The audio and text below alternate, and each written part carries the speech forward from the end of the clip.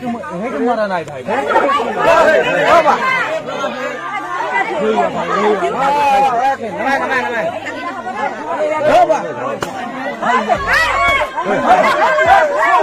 ল'ৰাটো সি একদম লগ কলত ধৰিলেই মানে একদম ডিঙিত।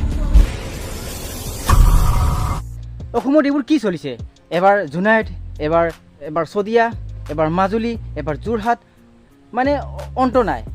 কালি ৰাতি আকৌ গহপুৰ। চ' এইবিলাক নিউজে আমি কিমান শুনি থাকিম? সেইটো গহপুৰৰ যিটো ঘটনা ঘটিছে সেইটো আমি ভিডিঅ'টো অলপ চাই লওঁ ৰাইজ।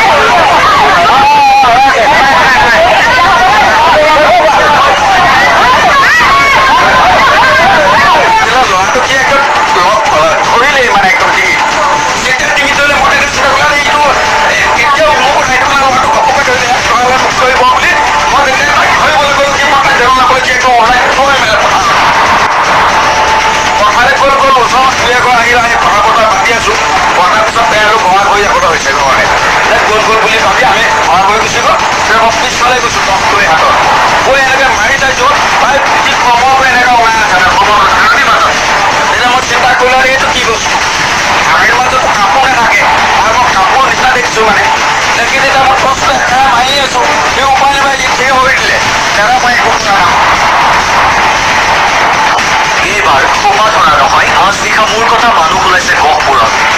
গহপুৰ ৰাঙলীয়া নপবন নিশা ঘৰৰ খিৰিকীয়েদি অচিনাকি ব্যক্তিয়ে হাত সময় আঘাতৰ চেষ্টা ঘৰৰ সদস্য। মোৰ কথা মানুহ বুলি সন্দেহ কৰি ৰাইজে উত্তম মধ্যম সোধাই পুৱতি নিশালৈকে বান্ধি থলে গছত। গাঁওৰক্ষী বাহিনীৰ তৎপৰতাত আৰক্ষীক খবৰ দিয়াৰ পিছত আৰক্ষীয়ে উদ্ধাৰ কৰে যুৱকজনক।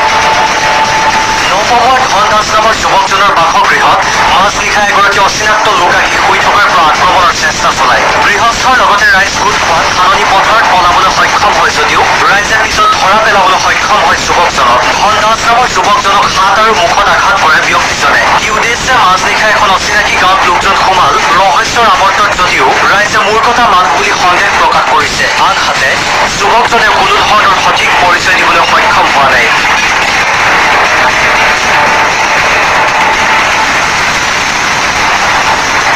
ৰাতি বাৰটা প্ৰায় 12টা মানে 12টা বজাত আহি আপোনাৰ আমাৰ ঘৰত প্ৰথম জগুৱাইছেহি। জগুৱাই সি সুধিলে খুৰা উঠক। তেতিয়া আমি উঠি আহিছোঁ মানে মেকৰা বঢ়াই আহিলে আমি চাইছোঁহি। চালে সি উল্টা পুল্টা কিবা কিবি ভেকচিন জুৰিছে।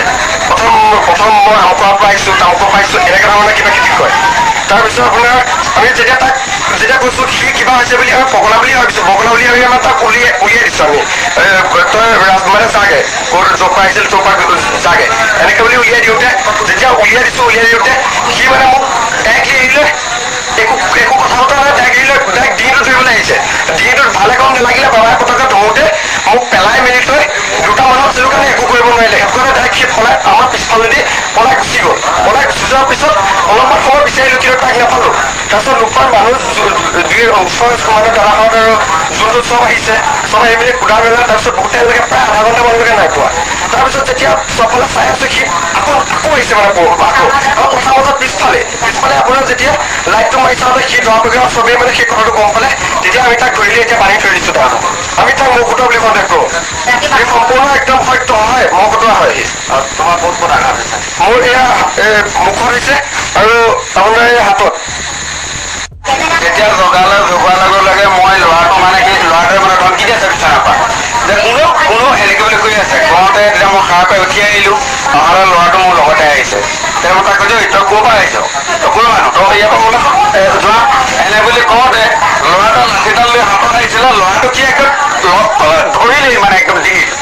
যেতিয়া ডিঙিত ধৰিলে মই তেতিয়া চিন্তা কৰিলোঁ এইটো কেতিয়াও মোক উঠাই পেলাই ল'ৰাটো ঘপককৈ ধৰিলে এক ধৰণে মোক ধৰিব বুলি মই যেতিয়া তাক ধৰিবলৈ গ'লোঁ সি মই তাক ধৰিব নাপালোঁ। সি একদম ওলাই থৈ মেলে পথাৰলৈ গ'ল ওচৰত দুই এঘৰ আহিলে আহি কথা বতৰা পাতি আছোঁ। পতাৰ পিছত তেওঁ আৰু ঘৰ হৈ যাবলৈ হৈছে ঘৰলৈ। এতিয়া গ'ল বুলি ভাবি আমি ঘৰ হৈ গুচি গ'ল। তেতিয়া মই পিছফালে গৈছোঁ দহতুলি হাতত গৈ এনেকৈ মাৰি চাইছোঁ প্ৰায় পিঠিত কমৰ পৰা এনেকৈ ওলাই আছে কমৰ ধাৰণিৰ মাজত। তেতিয়া মই চিন্তা কৰিলোঁ এইটো কি বস্তু? ধাৰণিৰ মাজতো কাপোৰ নাথাকে তাৰ মই কাপোৰ নিচিনা দেখিছোঁ মানে। দেখি তেতিয়া মই টৰ্চটো একেবাৰে মাৰি আছোঁ। সেই উপায় নাপাই সি থিয় হৈ দিলে। দাদা মই একো কৰা নাই। মই তেতিয়াও একো কৰা বুলি কৈ আকৌ দাদা ওলাই আহি ঘৰলৈ গৈছিলে। আহি তাক ধৰি বান্ধি থৈছোঁ। আপোনালোকে নিউজটো শুনিলে নিউজটো অৰুণোদয় লাইভৰ দৃশ্যাংশ আছিলে চ' নিউজটো যেনে বক্তব্য কৰিছিলে যে মুখত লাগিছে আৰু হাতত লাগিছে চ' তেওঁৰ কোৱা মতেতো মূৰ কটা হয় সোপা ধৰা নহয় এই যিটো মূৰ কটা বুলি যিটো বাতৰি ওলাইছে সেইটো কিমান দূৰ সত্য অসত্য সেইটো আমি পাছত গম পাম যেতিয়া আৰক্ষীয়ে সিহঁতক সোধা পোছা কৰিব তাৰপিছতহে আমি গম পাম কিমান দূৰ সত্য এনে যদি মনোবৃত্তি লৈ আহে সিহঁতৰ কাৰণেহে মই কথাটো কৈছোঁ এই যিবিলাক দুষ্কৃতি সিহঁতৰ কি দিমাগ নাই নে নাই সিহঁতৰ মেণ্টেলিটি শেষ হৈ গ'ল নে কোনো আমি অন্ত কৰিব পৰা নাই কি মনোভাৱ লৈ সিহঁতে গাঁৱত আহে ভাল কাম কৰিবলৈ আহক হয় নহয় চ' সকলো ৰাইজে সাৱধান হ'ব লাগে অচিন ব্যক্তিসকলক আমি সদায় গাঁৱত প্ৰৱেশ কৰিলে অলপ নজৰ দি ৰাখিব লাগে যিহেতু ৰাতিতেই বেছি ঘটনাবিলাক হয় চ' আমাৰ গাঁৱৰ মানুহবিলাকে মানে এনেকুৱা অসুবিধাত পৰিছে ৰাতি মানে শুবলৈও ভয় কৰে চ' এনেকুৱা পৰিস্থিতি যেন আকৌ আহি থাকিব নালাগে সকলো ৰাইজ যেন সাৱধান হওক আজিৰ ভিডিঅ'টো ইমানেই আছিলে ভিডিঅ'টো যদি ভাল লাগিছে আপোনালোকে সকলোৱে লাইক শ্বেয়াৰ কমেণ্ট কৰিব লগতে মোৰ চেনেলটো যোনে ছাবস্ক্ৰাইব কৰা নাই প্লিজ আপোনালোকে ছাবস্ক্ৰাইব কৰি দিব আৰু বেল আইকনো দবাব যাতে সকলোখিনি ভিডিঅ' পায় ত' আজিৰ ভিডিঅ'টো ইমানেই আছিলে গাইজ জয় হিন্দ দোস্ত